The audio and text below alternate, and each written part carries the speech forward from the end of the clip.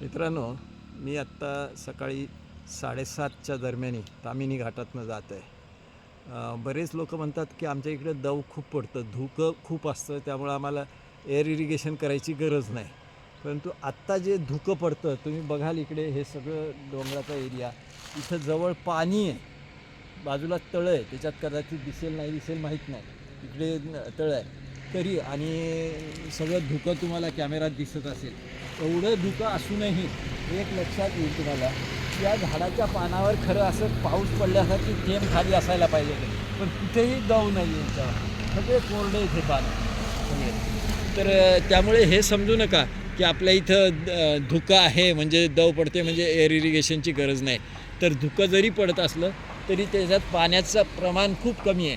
खरं तिथे आम्ही गाडीजवळही तुम्हाला मी दाखवतो की त्या काचांवर अजिबात दव दिसत नाही, नाहीतर काचांवर दव दिसायला पाहिजे होतं.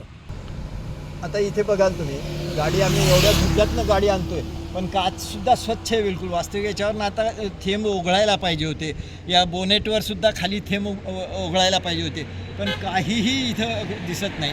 याच्यावरनं हे लक्षात घ्या की धुकं म्हणजे ओल आहे असं नाही. धन्यवाद.